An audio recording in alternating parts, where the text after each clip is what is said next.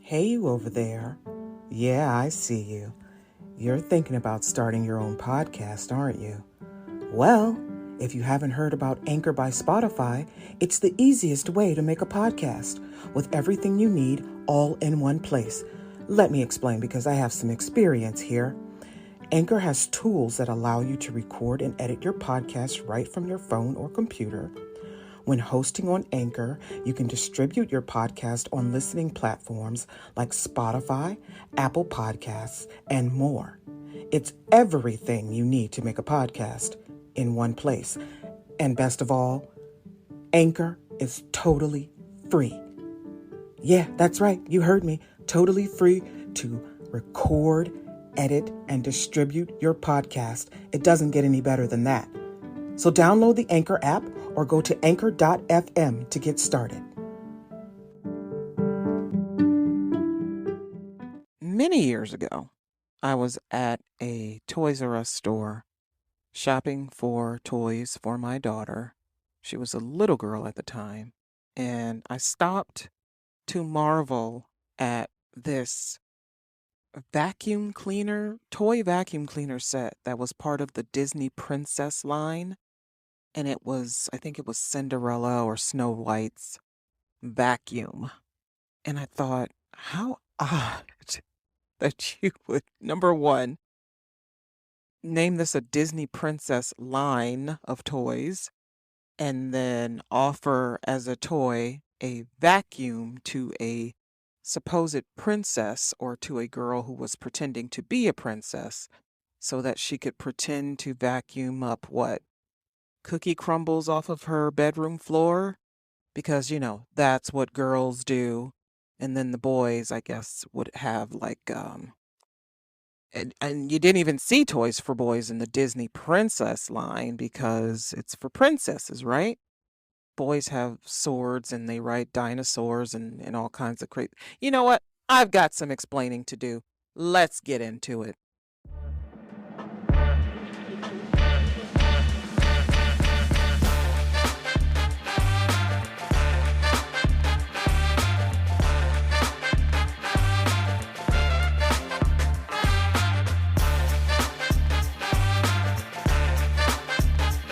Welcome to another episode, ladies and gentlemen, boys and girls, people, humans, everyone. The podcast that is available on 9 different streaming platforms for your listening pleasure or displeasure after you hear what I have to say. Subscribe on your favorite platform, rate, review, share the podcast with a family member or friend. Tell them Ayana wants to bring some clarity into their world, 'cause the world sucks. Everything is terrible, and you need someone to help you make sense of it. And that's what I'm here for.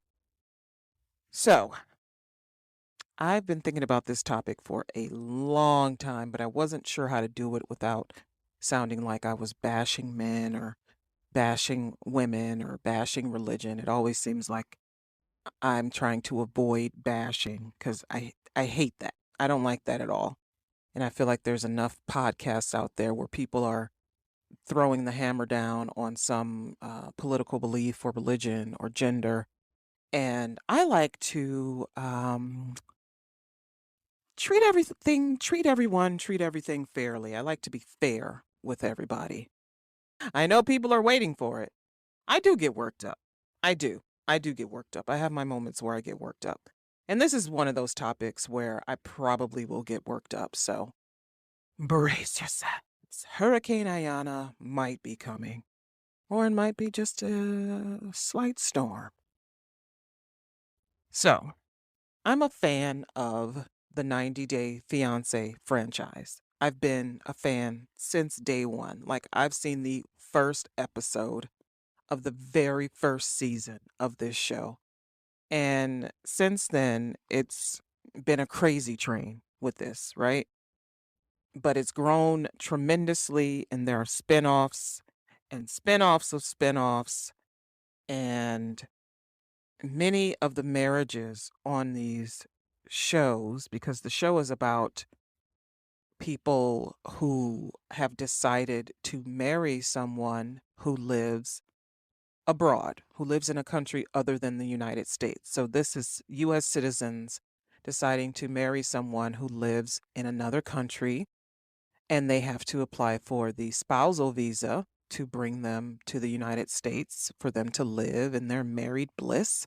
And so once they're approved for the visa, the person has a certain amount of time within which to use it.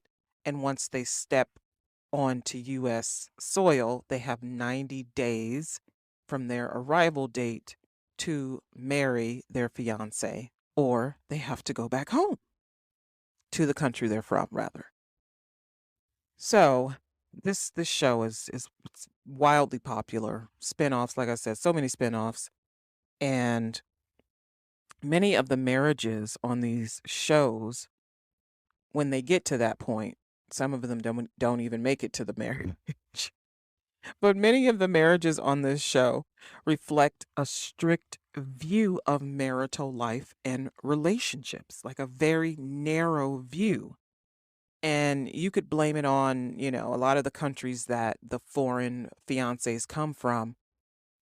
These people come from very traditional societies, traditional Catholic, Christian, Muslim, cultural societies. And so when they come to the United States, they're expecting the same in their relationships with their U.S. citizen partner.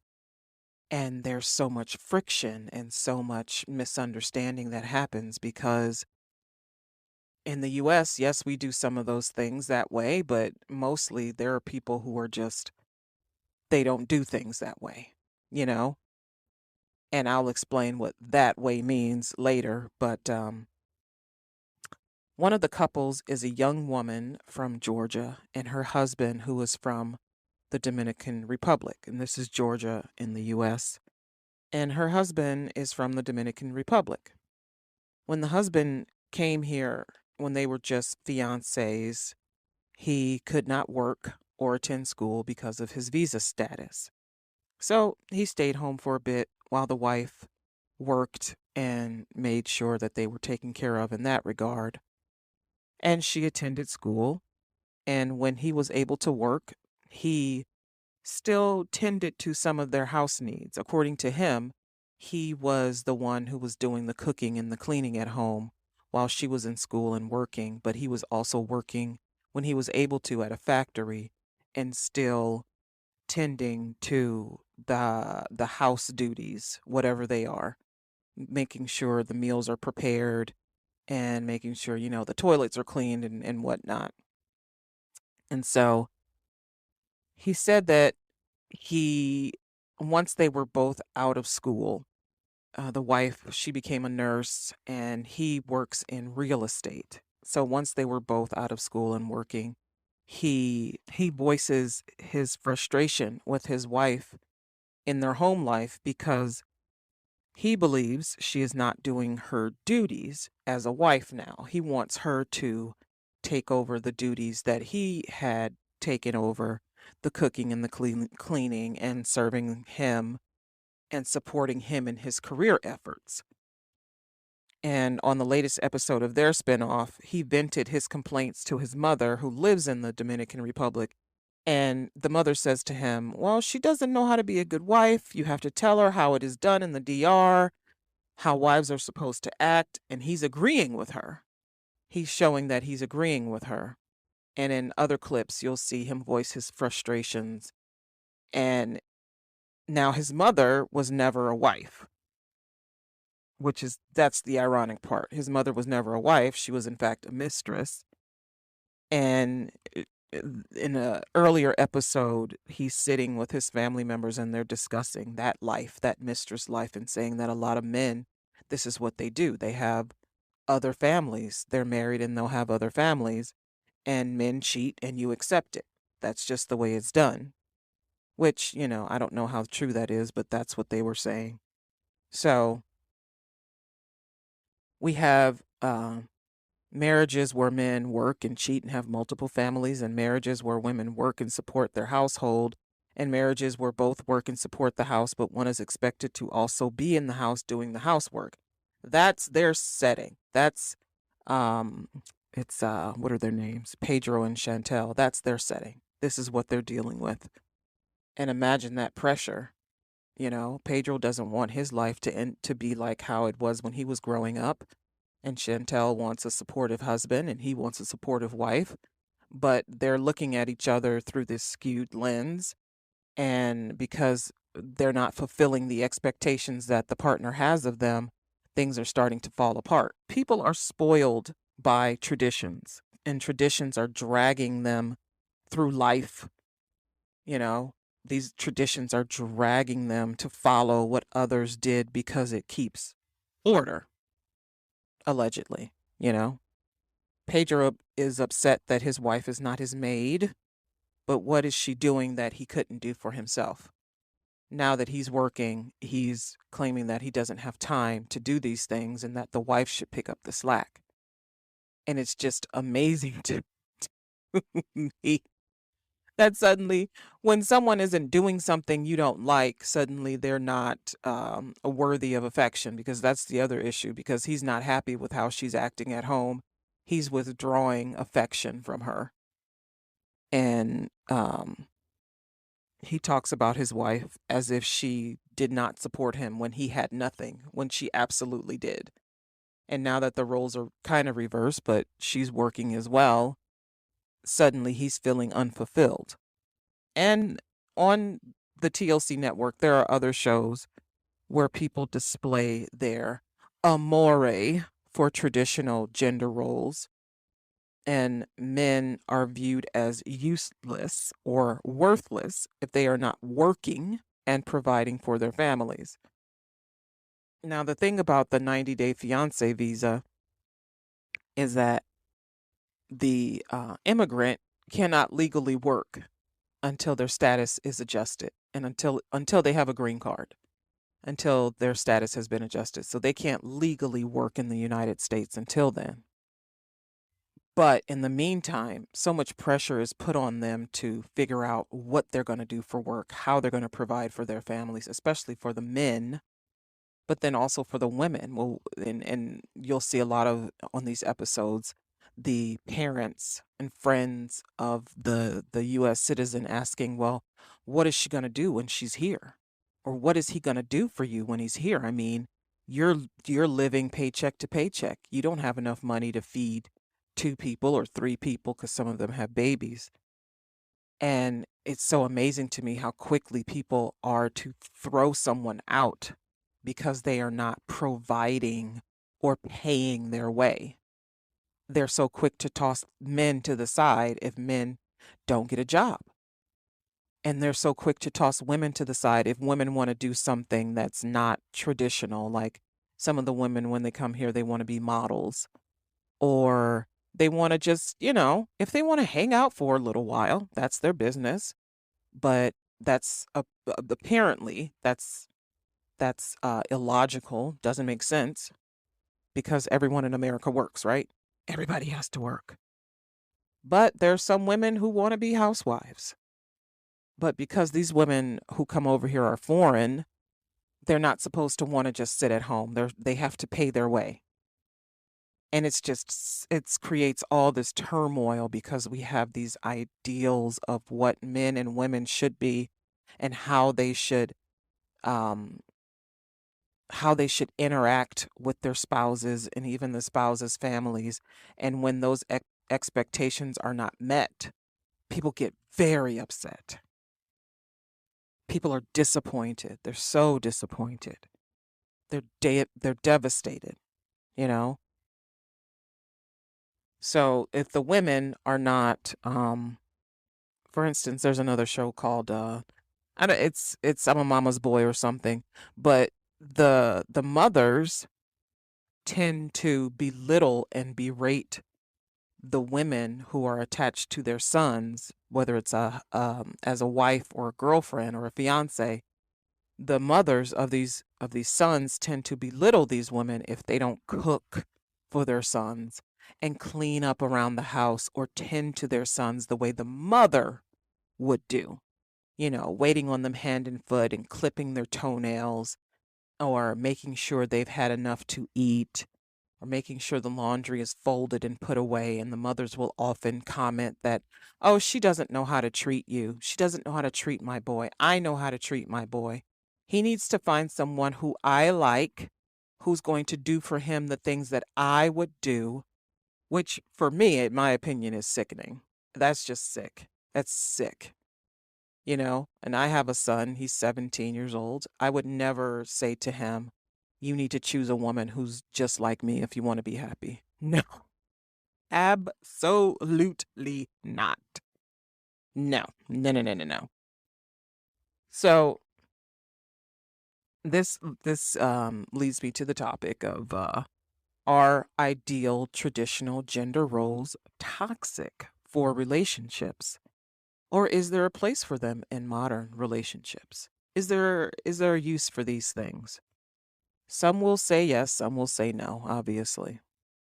But why do I use the word toxic? Because these things can lead to depression, loneliness, feelings of inadequacy. They can lead to abuse.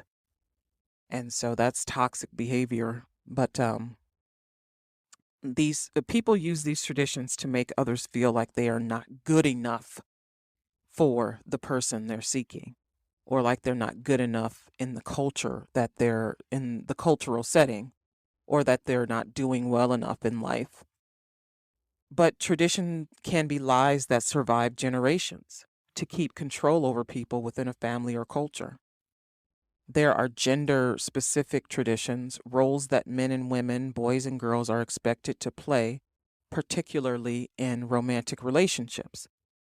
For instance, and these are going to sound very familiar, men earn money, women cook, men are chivalrous, men are bosses, women are helpful, men are intelligent and wise, women are focused on finding a husband who will care for them. Women don't wear pants, men don't wear skirts. Men are disciplinarians while women are nurturers. Women will love to have a vacuum cleaner, a princess vacuum, as a gift, while men want golf clubs and power tools. And if you get a woman a power tool, it's probably going to be one of those ugly pink power tools that for some reason isn't as powerful as just the regular old, my favorite DeWalt power tool. Have you guys seen those? Like there's I don't remember, I probably got it from like Avon or something. But it's a set of pink, just basic tools like a little hammer, a screwdriver, a ruler, and some other like little screwdriver bits. But it's pink and it's in a pink case. And there are these like sets of tools. If you go on any website like Amazon or Walmart or whatever, you type in pink tool set, it comes up. And these are geared towards women because women don't like just regular looking power tools, apparently. We need pink ones. It's silly. It is so silly. But gender roles are a set of specific behaviors for men and women. For instance, women are expected to dress typically feminine and be polite, accommodating, and nurturing, therefore, do the cooking and feed the men, wear makeup, and have their hair done nicely to look appealing to their mate. Women must not be angry or upset their men, and men are generally expected to be strong, aggressive, and bold without boundaries, by the way, because you can't have boundaries on male power. Otherwise, what's the point of having the power? They can work as much as they want. The men, they can work as much as they want, whenever they want, however they want, while women's work is relegated to certain roles that are seen as feminine and helpful and nurturing. Again, I went over this in the earlier episode about the women's pay disparity, that women dominate certain occupations such as nursing, secretarial occupations, teachers, hairdressers. But women, while we are out there in the workforce, we are not supposed to make more money than our mate. Especially if we're married, we're not supposed to make more money than our husbands. The man is the provider. He is expected to pay for dates and bring money to the household, while the women act coy and needy in order to get access to the money that he brings to the household. And we establish these roles early in life. For instance, boys associate certain behaviors and colors of things with being masculine or male, and girls do the same.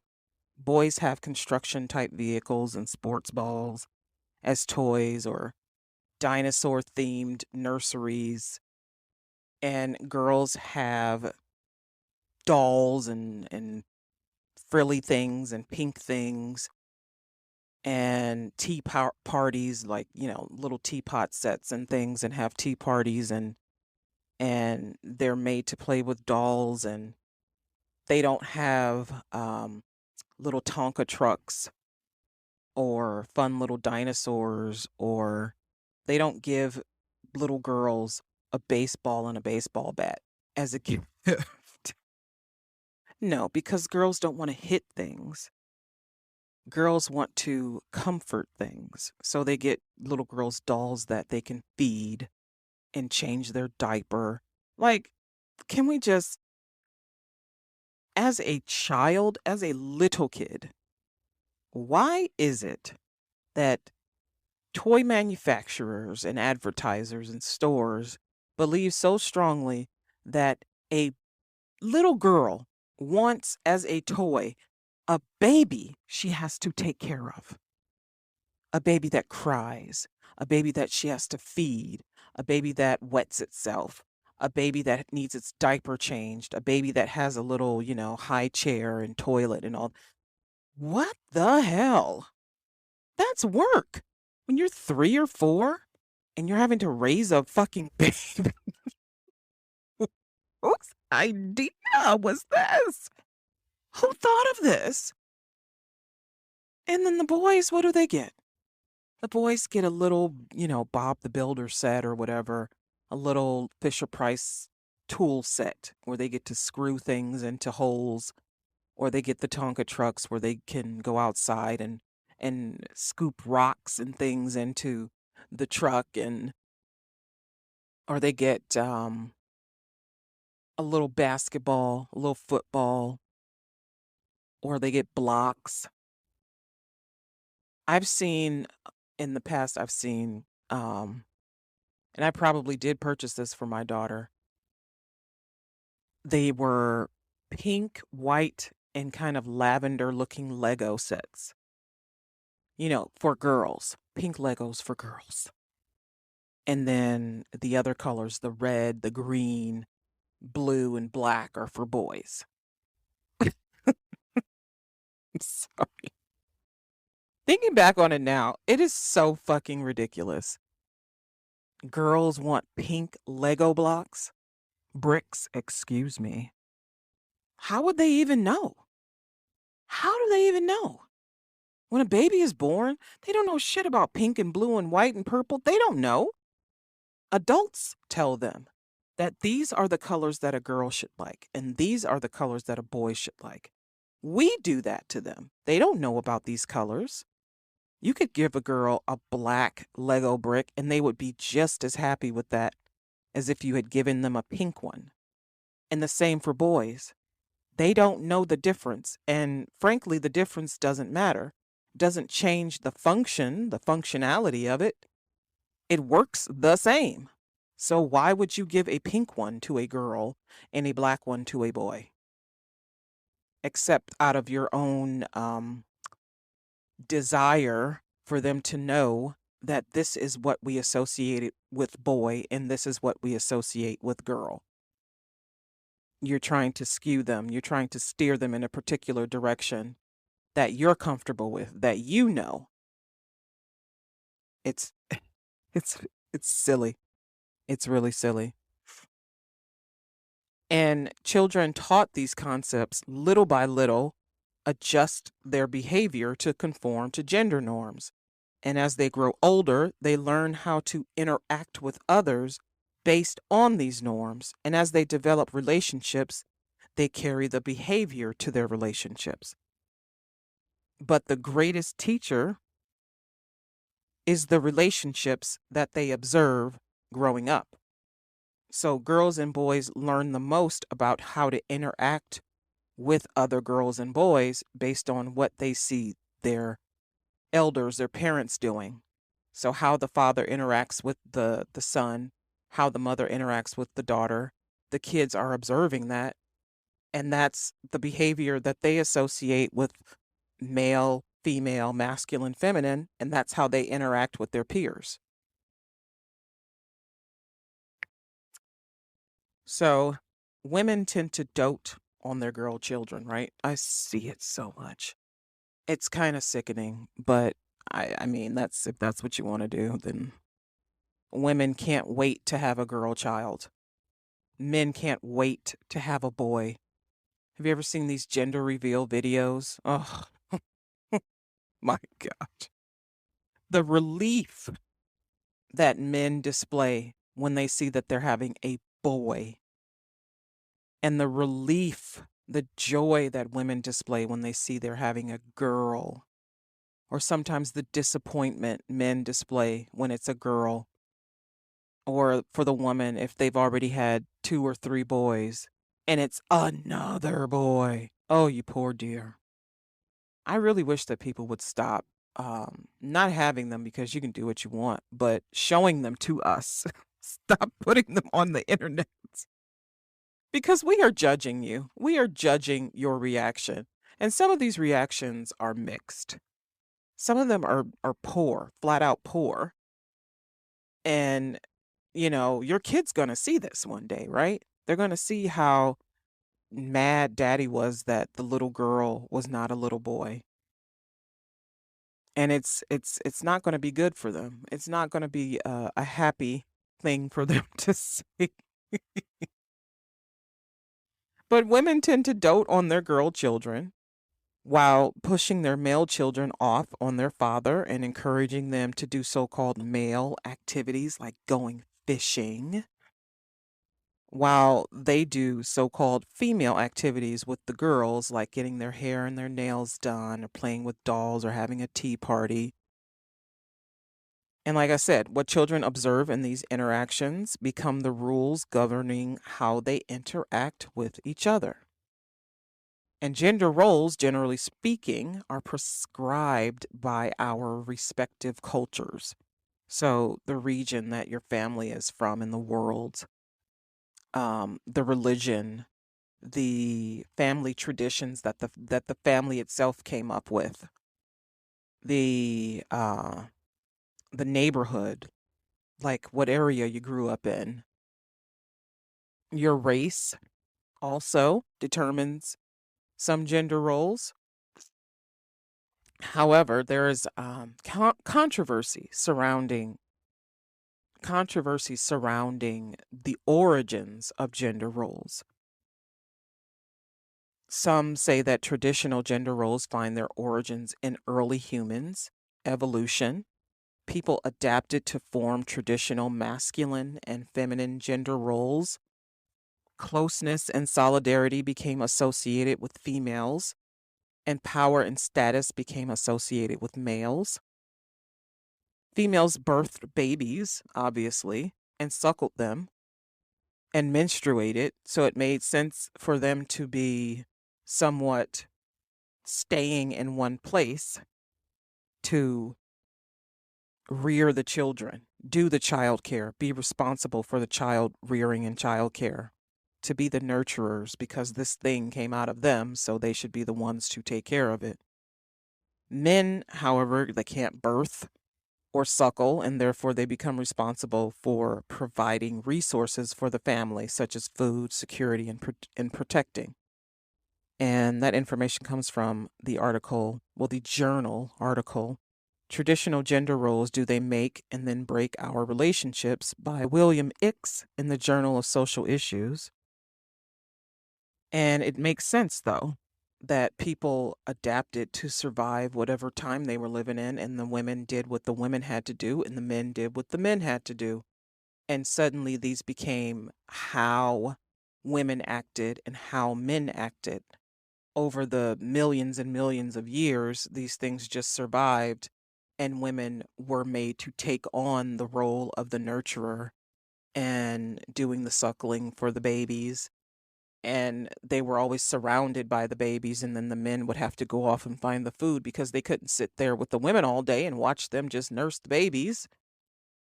And so then the women became also the first teachers of the children.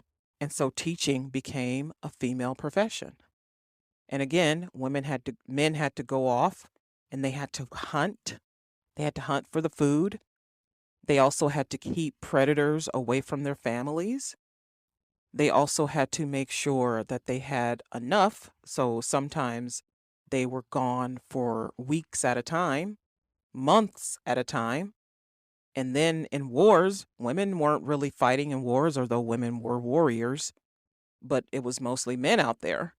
And so women, again, had to adapt to survive. Now, my parents raised me in the Islamic tradition. So that is where my ideas about gender roles come from. It comes from the Quran, and it comes from the life of our beloved Prophet Muhammad sallallahu alaihi wasallam. That's what I know. But I was raised in my immediate family is Muslim, but my extended family is not Muslim. And obviously I was raised in an area that, while there were some Muslim families, it was mostly Black Americans. And so my culture, my ideas of gender norms is like a mixed bag. It's like Islam, but it's also blackety black black. You know, it's like Malcolm X in Good Times.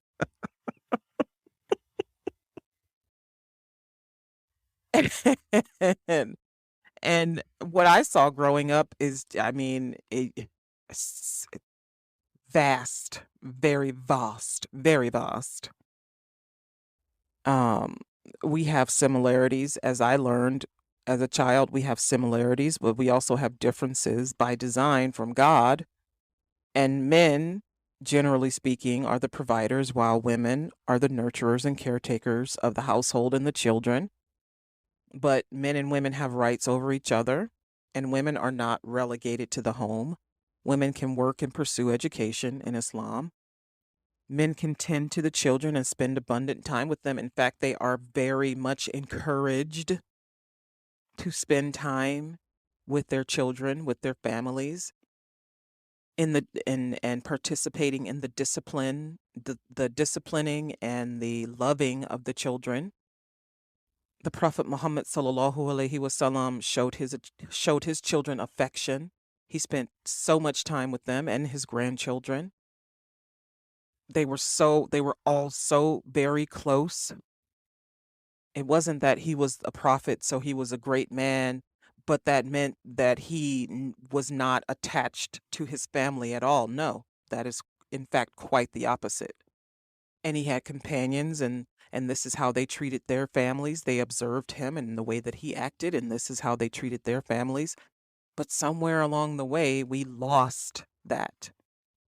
We lost that. And it became strictly women do this and men do this, and that's it. So, but as I said, my environment growing up was a mixed bag. As children, my siblings and friends and I were surrounded by non-Muslims in our extended families. I witnessed loving relationships, loving lifelong relationships. My great-grandparents I believe they were married for 50 years, but their relationship was not perfect. My grandparents, my paternal grandmother passed away when she was very young, and my grandfather remarried. My maternal grandmother, she was, married a few times. As myself, I was married a few times too. And what I observed from the women in my mother's family was there was love, but there was also pain, a lot. And a lot of the pain came from the men in the family. But a lot of it was also due to substance issues or generational trauma. That old generational trauma. Surviving as we evolve. That's the one thing that we keep bringing with us. Even though we evolve, our emotional psychology does not. It stays damaged, and we pass this damage down to our children and grandchildren and great-grandchildren. So I witnessed abuse in all forms, but I witnessed loving relationships. I witnessed marriages, many marriages, divorces, maltreatment, adultery, women who worked outside of the home, men who were unemployed, women who stayed at home and raised children, men who were the breadwinners. But I also witnessed polygamy. Yeah, polygamy in Islam. People know about polygamy in Islam. It's not a secret. But I have seen it all. I have seen it all. So when I'm sitting here and I'm telling you about traditional gender roles, believe me when I say to you, I have seen what works and what doesn't work. And what doesn't work really doesn't work.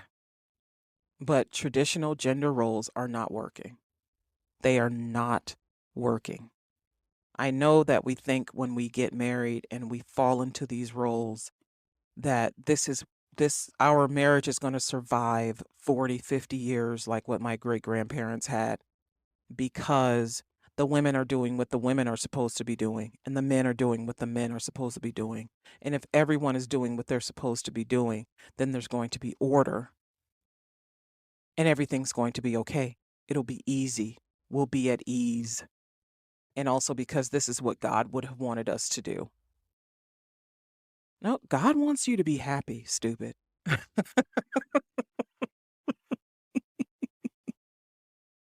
God wants you to do what you're supposed to do because of the things that you took on, not because you're a man or you're a woman.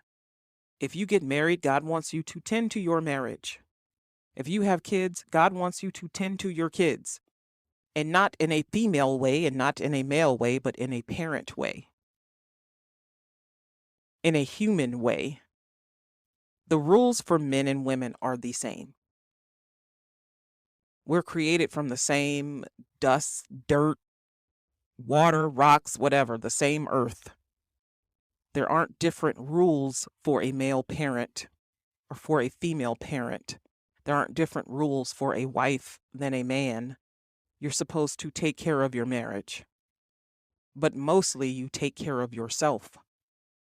And if you're miserable because you're trying to be something that you don't want to be, if you're miserable because somebody told you that you had to cook for them in order for them to stay married to you, then you're not going to survive. That marriage is not going to survive. Eventually, it's going to lead to depression, and it might lead to some substance use. It might lead to abuse. You have to be happy. Not just with what you chose, but in how you conduct yourself. And if you're not happy with how you're being, with the role that you're given, the role that you chose, you need to do something about it. You either get up and get out, or you fix it. Or you say, hey, this is not really working for me. I want to do something else. And hopefully your partner is like, okay, let's do it. But usually the partner is like, no, you signed up to be a wife and you're going to do the cooking and cleaning, or I'm going to kill you. I mean, that happens. That happens. And in Islamic communities, people often inject their own country or regional cultural practices into the relationships and create traditions that are weaved into the practice of Islam. And hey, as long as they don't go against the religion, then they're fine. But sometimes the practices do go against what Allah has set out for us. And instead of doing something about it, people just go along with it because it serves them. In general, people are supposed to do this one thing, but we've seen time and again, generation after generation, people will do whatever the hell they want, even if it's harmful for society, even if it's harmful.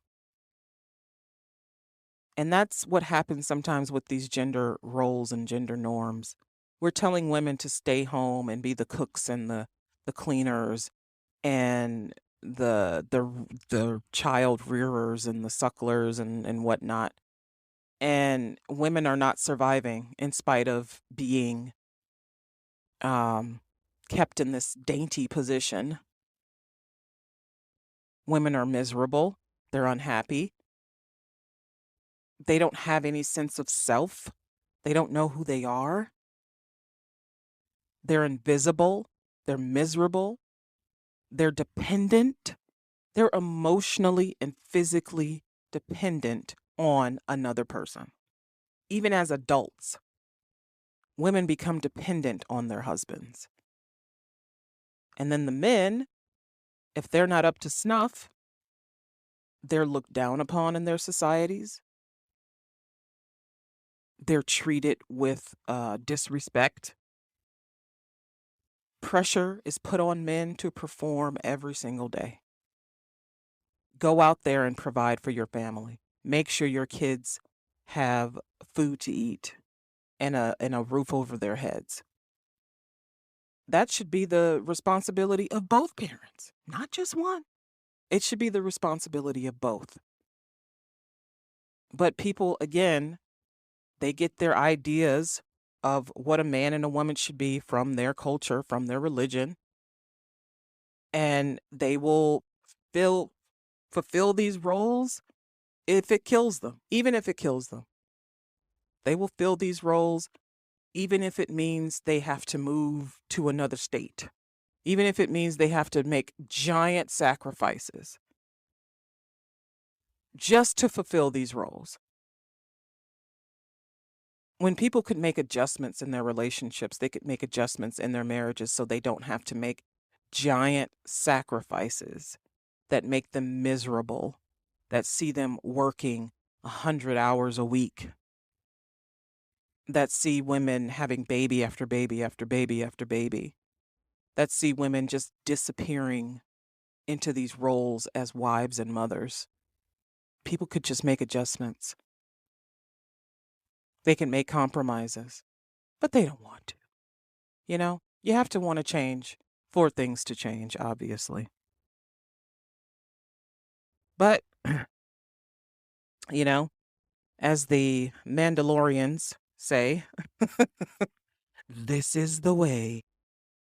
You know, we want order, we want balance. And where does that come from? Tradition. How does the song go? The scene in Fiddler on the Roof go? Tradition, tradition. Because of our traditions, we've kept our balance for many years. Who day and night must scramble for a living? The papa, the papa.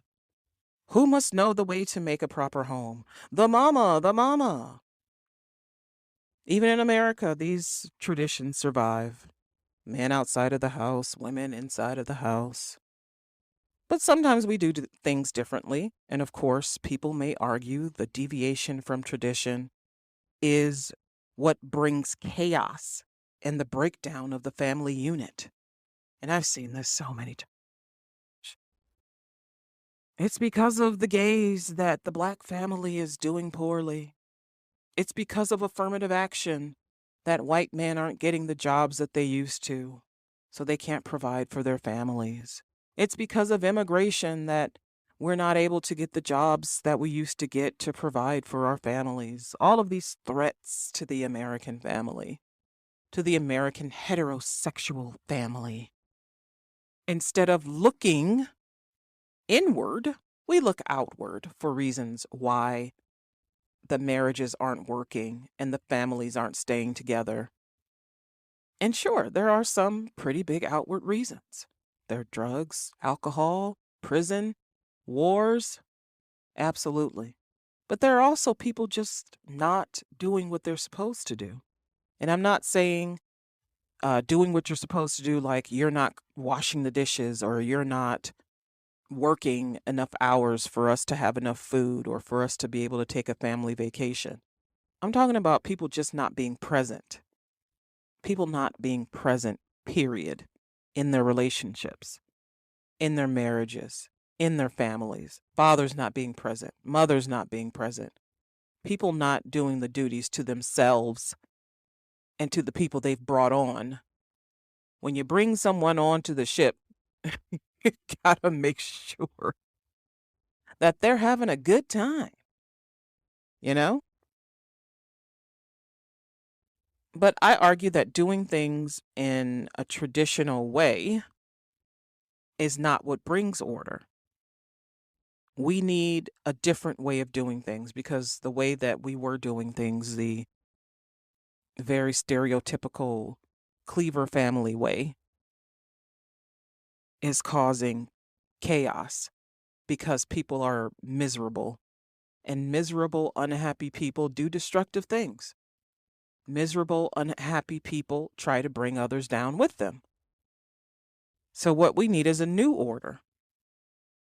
We need a new order for survival in this technology-heavy, economically recessed at times society where we are at the mercy of diseases and wealthy people starting wars for the hell of it, and political players using human lives as pawns in their little chess game. Gender roles are restrictive and dangerous. Women will not pursue careers or goals or hobbies they see as more masculine and therefore may stay close to home or never leave home. We find fewer women in roles such as surgeons, space engineers, or CEOs. How many CEOs are there in the United States who are women? In the world, who are women? Women's earning potential is limited in that regard, and by discrimination, obviously.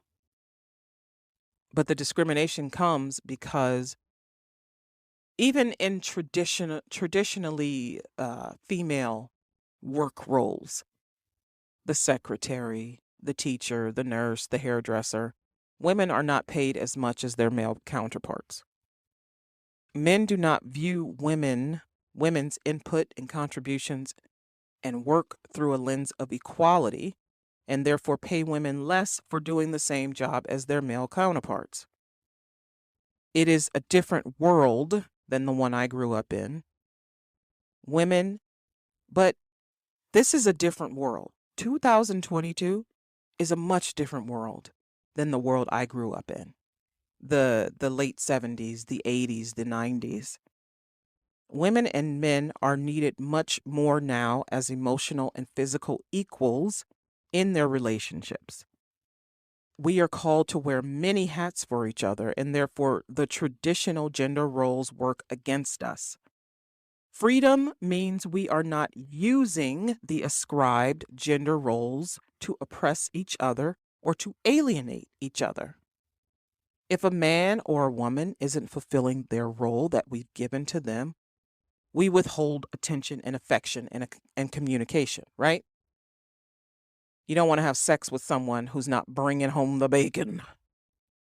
You don't want to give treats and trinkets and love to the woman who isn't making sure you have a hot meal waiting for you on the stove when you come home from work, when you finally decide to come home from work. In my opinion, my opinion, strictly, the genders are not the same, but they are equal. We are different creatures because of what our bodies can do. And this is beside what aside from what our cultures prescribe to us, but also American society has pushed for centuries that women are for one thing and men are for another thing. And we will not accept women in traditionally male roles without a strong fight, a revolution. So let's just dispense with this gender role bullshit altogether so we don't have to keep having these revolutions. So we don't have to keep having legislation that's specifically to make things equal between men and women. We'll just do it. But this is where we are. This is where we are. But ascribing traditional roles in relationships, as I said before, may lead to dissatisfaction in the relationship. And despite the knowledge that people fall into them easily for each other and continue to employ them because they are easy, foolproof, familiar, and safe, this never worked for me. Never worked for me. In my marriages, never worked. The traditional gender roles never worked. And I will tell you why. Because one person was expected to be everything, and one person only had to be half of something. One person had to be the whole, and one person had to be half of the whole. And marriages, relationships are not going to work if there's only one half of you showing up to the relationship. And then you're forcing the other person to do more work than you do. That is what I experienced. I remember being told very frankly that I had to do the cooking and the cleaning, but also I had to work and bring money home to the family. But the other person did not have to do the cooking and the cleaning and the working. Yeah, I was going to work, I was going to school, and then I was coming home and still having to cook and clean and do laundry, and it was just exhausting. It was exhausting. But this is what they wanted. And then they would, want sex whenever they wanted sex. This is what they wanted. And these are Muslim men. These are American Muslim men. American Muslim men are very different from Muslim men in predominantly Muslim countries. I mean, I'll just put it out there. In, for instance, Saudi Arabia, where women have only gotten recently the ability to drive, women are taken care of by their husbands. There are some occupations that women are allowed to fill. In Muslim countries, there are some occupations women are allowed to fill, obviously. Women can be doctors, women can be teachers, women can run shops, they can own cafes and restaurants, and et cetera, et cetera. But the men take care of the women.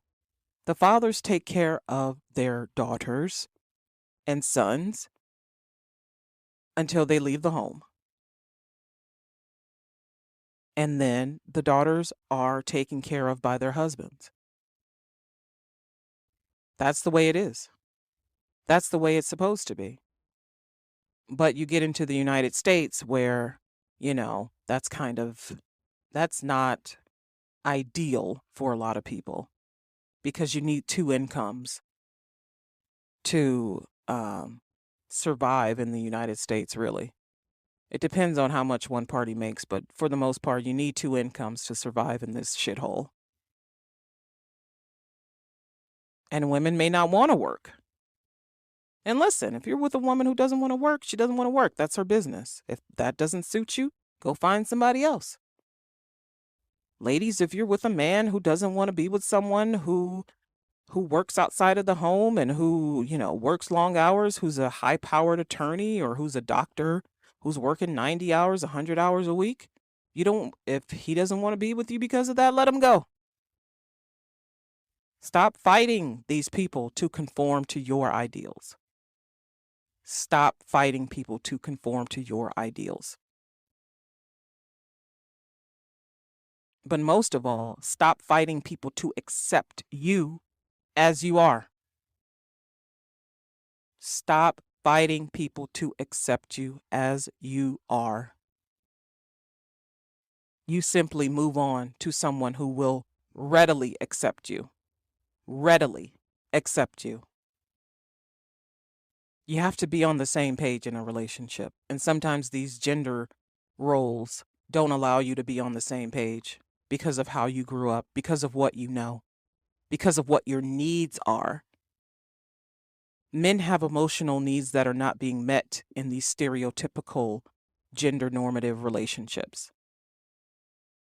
Women have physical needs that are not being met in these stereotypical gender normative relationships. And what happens when we're miserable? We do destructive things and we try to bring people down with us. Ascribing traditional roles in relationships may lead to dissatisfaction in the relationships. Honestly, I mean, I really had no idea what role to play in a relationship except what I was told to do, except what I had seen women doing. But I had seen women go to work and come home and do the household stuff, but also not go to work and not do the household stuff. Or the men go to work and the women are home with the kids. I had seen so much that I didn't really know what to do. And I knew from the teachings, from the Quranic teachings and the teachings of the Sunnah, I knew what was supposed to happen, but even still that was not happening. So I was really in a ball of confusion, as they say. And when I tried to do what I thought would work, what I thought the other person wanted, it was still not good enough. And I was trying to force myself to conform to their ideals, and I was miserable. Absolutely miserable. Depressed, suicidal. It was so sad. It was so sad. But then these people, a lot of times Muslim men are not, they're not soft. They're very hard. They're very rigid people. They're very set in their ways, and they think that they are backed up by religion to act this way, but it's not. Islam is a religion of fairness, fairness, fairness, fairness, fairness, fairness, peace, justice, fairness. There is no fairness in oppression. There's no peace in oppression. There's no justice in oppression. And oppression goes against God. So how could you think that treating someone unfairly and oppressing them and abusing them is the right way to go? It's not. But again, people think that they have to act this way in order to maintain balance and order in society, to get people to conform, put their thumb on them, to get them to conform, to stay in the community so that whatever way of life they're living in survives decades and centuries. We have to keep the girls this one way. We have to keep the women this one way. We have to keep the men this one way. So perhaps we should all just decide for ourselves what works for us and what doesn't, instead of being told what should work. We all should just decide for ourselves what will work. Some men will say that they want someone like their mother, and women will say that they want someone like their father because they admire those people and perhaps saw the marriages of their parents last for decades because of the roles the men and women played. And the man or the woman in the new relationship will conform to those ideals, or the relationship will not work. We will seek out a new partner. But that's not how it should be. You shouldn't be out here trying to get people to conform to what you believe. The person you're with should already be there on that page. They should already be there with you on that page. Men view the world, in fact, through the lens of power and status. While women view the world through the lens of nurturing and care and desire those traits in others, we both desire those traits in others. Disappointment comes when we don't see in the ones we love the traits we found desirable in those we grew up around, our parents and our grandparents. If women don't see in their men the father that they saw growing up, the unconditional love, the giver, the person who would listen to them talk for hours, the person who would make sure they had everything they wanted or needed no matter what. If women don't see that in their man, then they're going to be disappointed.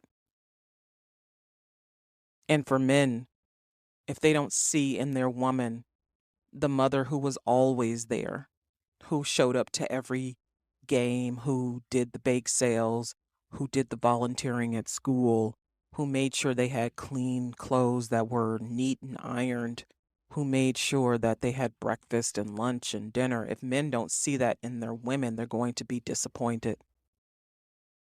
And then they're going to talk about it on social media. They're going to talk about their disappointments all over social media. And they're going to form these groups where men are bashing women and women are bashing men for not being the person that they saw growing up, or for not being the person they see on TV. It's ridiculous. It's just a lot of ridiculous behavior and ridiculous ideas that people have in their heads about how men and women should act. And what you really need to do is let go of that. Nobody has to be anything for you. You have to first make sure you can be that for yourself and not be the person waiting for someone to fill that role for them.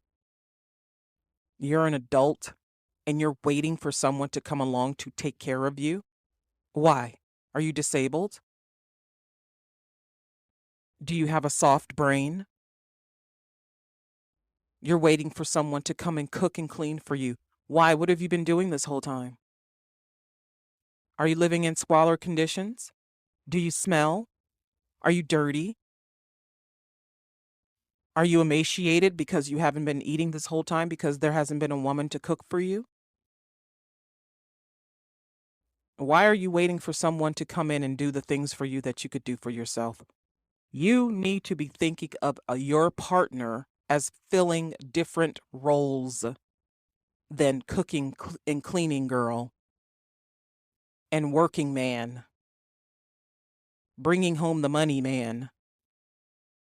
You need to be thinking of your partner as doing something different than that.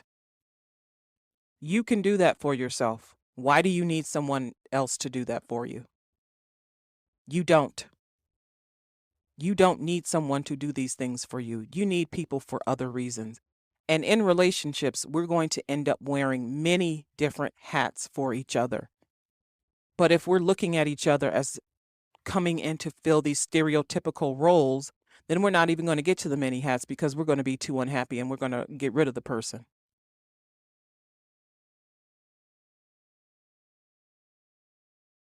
What's interesting, however, is that men and women outwardly express ideals about gender roles in relationships, but they also secretly fantasize about the sexed up version of women or the Bridgerton version of men, roles that relegate women to subjugation, women as sex objects or women as tenders of the home, and relegate men to things put on pedestals to be admired and revered as powerful and stable, or men as violent. Women love that. Some women. They love to imagine their man as being some big, strong, strapping guy who's going to fight everything for them, fight all their battles for them. Why? You can fight your own battles. You don't need a man for that. Men, if you want a sexed up sex kitten who also uh, fixes your meals for you, get a robot. Get a robot. Get a blow up doll. Get a robot. Get one of them little holes in the wall. Get a vacuum cleaner hole. I mean, it's ridiculous. We are not things. Women are not things. Men are not things. We are human beings who have emotional and physical needs.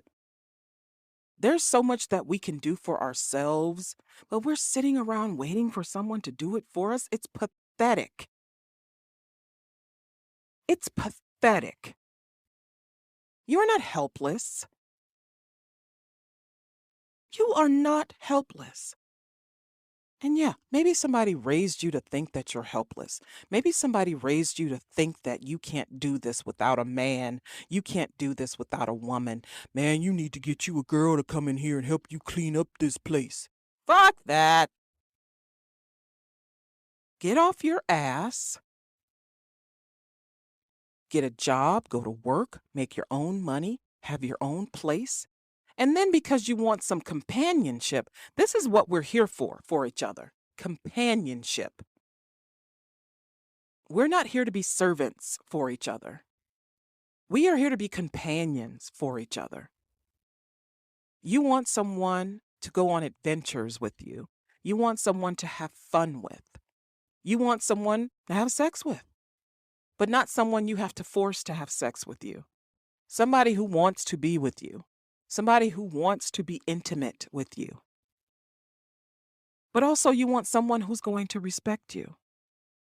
If your woman wants to go and work, be a doctor, be a lawyer, be an engineer, she wants to be a teacher, if she wants to be a nurse, if she wants to be a server at an Applebee's, that's what the fuck she wants to do. And you're going to support her in her efforts, or you're going to leave her alone. You're not going to try to make her life miserable because she's not spending enough time with you. But here's the other thing. If you have a partner and you're not spending time with them, how do you expect them to stay around?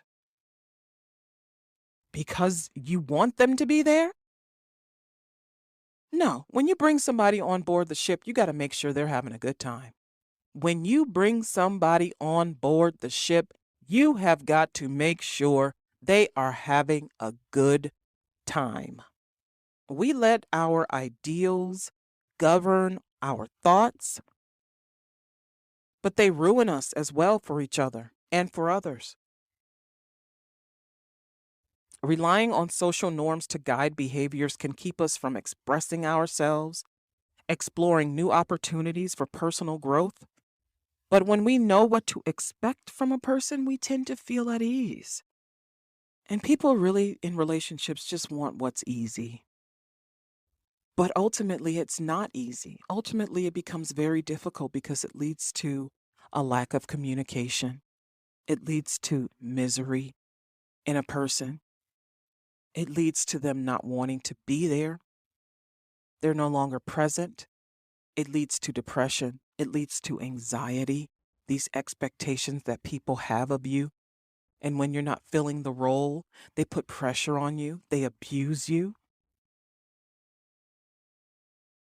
Still, men lose that interpersonal connectedness in a romance that conforms to traditional gender roles, and women lose a strong sense of self in a romance that conforms to traditional gender roles.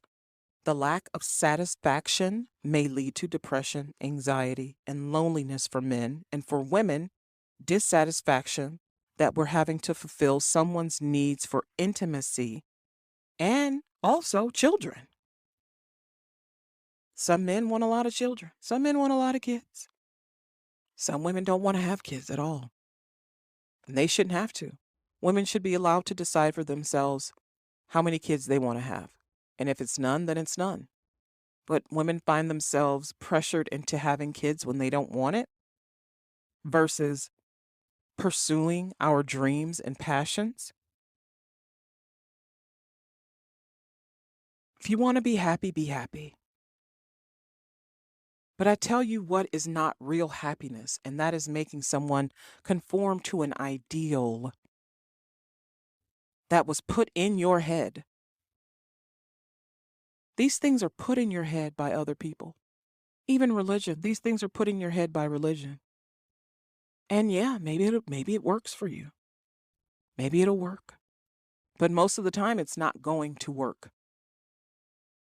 And what are you going to do because it's not working?